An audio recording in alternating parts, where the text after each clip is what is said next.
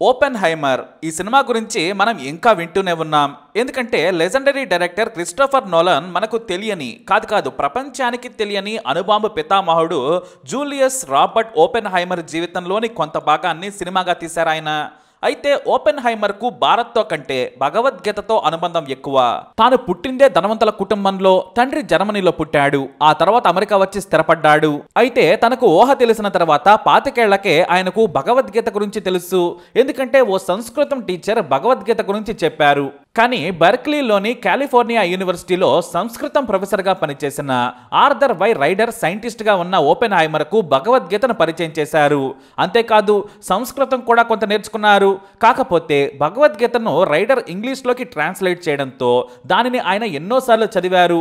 తనకు ఎప్పుడు ఒత్తిడి అనిపించినా సరే భగవద్గీతను చదివేవారు ప్రఖ్యాత సైంటిస్ట్. మరి ఇంతవరకు బాగానే ఉంది. కానీ ఓపెన్హైమర్ మూవీలో క్రిస్టోఫర్ నోలన్ భగవద్గీత గురించి ఓ బ్యాడ్ సీన్ లో ఆడియన్స్ కు చూపించారు.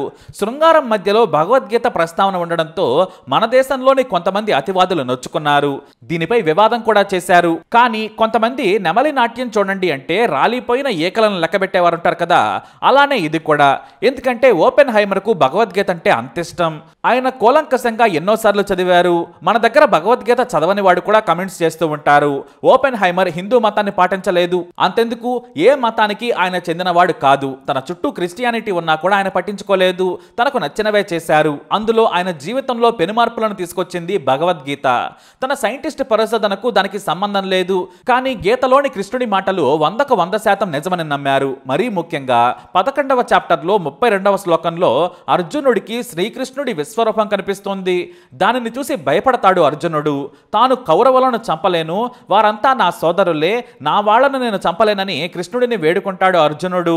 అప్పుడు నీ కర్తవ్యం నువ్వు నెరవేర్చు, నాశనం చేసేది నువ్వు కాదు, కాలమే అన్నింటికంటే పెద్ద వినాశకారి అని చెబుతాడు. అందుకే ఓపెన్హైమర్ సైతం తాను మానవాళిని క్షణంలో నాశనం చేసే అణుబాంబు తయారీ తలపెట్టినప్పుడు ఇవే మాటలను గుర్తుకు తెచ్చుకున్నారాయన. రెండో ప్రపంచ యుద్ధం ఆపేందుకు జపాన్కు బుద్ధి చెప్పేందుకు అణుబాంబు తయారు చేయాలని చెప్పినప్పుడు ఈ కృష్ణుడి మాటలనే ఆయన గుర్తుకు తెచ్చుకున్నారు. అంతేకాదు అణుబాంబును మొదటిసారి పేల్చినప్పుడు దూరం నుంచి పుట్టగొడుగులా పైకి వచ్చిన అందమైన పువ్వులా ఉన్న విస్ఫోటనం చూసి ఆయన నవ్వుకున్నారు. అలాగే ఆ ఒత్తిడిని తట్టుకోలేక కృష్ణుడి మాటలను తనకు తాను అన్వయించుకున్నారు ఓపెన్హైమర్. నేనే మరణాన్ని, నేనే వినాశకారిని అనుకున్నారు. ప్రపంచ వినాశకారిని నేనేనని బాధపడ్డారాయన. ఆ బాధ కొన్నాళ్లకే నిజమైంది. ఎందుకంటే హిరోషిమా నాగసాకి మీద అమెరికా వేసిన అణుబాంబులతో ఆయనకు నిద్ర పట్టలేదు. ఎందుకంటే దాని ప్రభావం అనుభవించి నరకం చూసే జపాన్ ప్రజల కంటే తనకే తెలుసు. అందుకే తనకు తాను ఆత్మవిమర్శ చేసుకున్నారాయన. అణుబాంబు పేల్చితే దాని పర్యావసనం తెలిసి నైతిక బాధ్యత తీసుకున్నారు ఓపెన్హైమర్. గీతతో ఆయన జీవితం అంతలా ముడిపడి ఉంది. అంతేకాదు తనకు తాను పరిచయం చేసిన సంస్కృతం ప్రొఫెసర్ రైడర్ లైఫ్ కూడా ఎంతో ఎఫెక్ట్ చేసింది. ఎందుకంటే యూనివర్సిటీ ఆఫ్ కాలిఫోర్నియా అంటే ఫిజిక్స్ రీసెర్చ్ సెంటర్లో ప్రపంచానికే తలమానికం. దానిని అంతలా అభివృద్ధి చేసింది ఓపెన్హైమరే.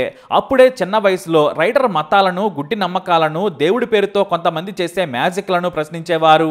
వాటిని సైంటిస్ట్ గా ఉన్న ఓపెన్హైమర్ ఎంతో నమ్మి అనుసరించేవారు. తాను సంస్కృతం నేర్చుకున్నానంటూ తన సోదరుడికి ఆ రోజుల్లో రాసిన లేఖ నేటికి ఆధారం. మతం ఆధారంగా కాకుండా దానిలోని మాటలను నిజ జీవితంలోని పరిస్థితులకు అన్వయించుకున్నారు.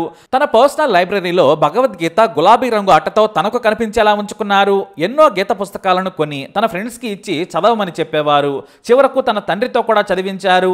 తనకు 1933లో తండ్రి కారును కొనిపెడితే దానికి గరుడ అని పేరు పెట్టుకున్నారు ఆయన. అంతలా జీవితంపై ప్రభావం చూపించింది గీత. కానీ ఒకటి మాత్రం వాస్తవం, సైన్స్ ను గీతను ఆయన వేరుగా చూశారు. సైన్స్ అనేది మనిషికి మాత్రమే సాధ్యమైన గొప్ప జ్ఞానం. అందుకే ఈ ఐహిక ప్రపంచంలో తన జీవితాన్ని, పరిశోధనలను వేరుగా ఉంచారు. పూర్తిగా ఆధ్యాత్మికతలో మునిగిపోలేదు. తనకు నచ్చిన గీతని మనసులో నింపుకున్నారు. ఇంగ్లీష్ నుంచి ఫ్రెంచ్ సాహిత్యం వరకు చదువుకున్నారు. కొత్త భాషలు నేర్చుకోవటం ఓపెన్హైమర్ కు ఇష్టం. జీవితాన్ని దారిలో పెట్టుకున్నారంటే కారణం భగవద్గీత. మనశ్శాంతి, కామ కోరికలు, జీవన విధానం అన్నింటినీ బ్యాలెన్స్ చేసుకునేలా మార్గదర్శిలా గీత నిలిచింది. సైన్స్ ఆయనకు ప్యాషన్, గీత ఆయనకు జీవితం. అందుకే పరిశోధనలను ఎంత ఇష్టపడ్డారో తనకు ఇష్టమైన వాటికి కూడా సమయం కేటాయించారు. అయితే మొదటిసారి మెక్సికో ఎడారిలో అణుబాంబును ప్రయోగించిన తర్వాత అది విజయవంతం కాగానే తీవ్రమైన ఒత్తిడిలోకి వెళ్లి కృష్ణుడి బోధన చదువుకున్నారు. 1965లో ఎన్సీపీకి ఇచ్చిన ఇంటర్వ్యూలో కూడా ఇదే విషయాన్ని చెప్పారు ఆయన. ప్రపంచం ఎప్పుడూ ఒకేలా ఉండదు, ఆ విషయం నాకు తెలుసు. తాము చేసిన పనికి కొందరు నవ్వారు, ఇంకొందరు ఏడ్చారు, మరికొంతమంది మౌనమే మంచిదనుకున్నారని చెప్పిన ఆయన హిందువులు ఆరాధించే భగవద్గీత తనకు గుర్తొచ్చిందని చెప్పారు. అర్జునుడికి కృష్ణుడు చెప్పిన మాటలను గుర్తు చేసిన ఆయన, నేను కూడా మృత్యువులా మారాను, ప్రపంచాన్ని నాశనం చేసేవాడిగా మారానని వేదాంత ధోరణితో చెప్పారు. ఇక ఓపెన్ హైమర్ కు ఇష్టమైన పుస్తకాలు రెండే రెండు, ది ఫ్లవర్స్ ఆఫ్ ఈవిల్, అలాగే భగవద్గీత. గొప్పవాళ్లు గొప్పగా ఆలోచిస్తారని చెబుతారనడానికి ఆయన జీవితమే ఉదాహరణ. మనం భగవద్గీతను ఆరాధిస్తాం, పవిత్రంగా చూస్తాం, కానీ దానిలోని అంశాలను, కృష్ణుడు చెప్పిన గొప్ప జీవిత సూత్రాలను చదివి ఆకలింపు చేసుకుని అనుసరించడానికి మాత్రం ప్రయత్నించాం. కేవలం మతం రంగులోనే చూస్తుంటాం, కానీ గీతకు మతం లేదు. అదొక గొప్ప జీవన సారాంశం నిండిన దేవుడి మాట. 700 శ్లోకాలలో 700 జీవిత సూత్రాలుంటాయి.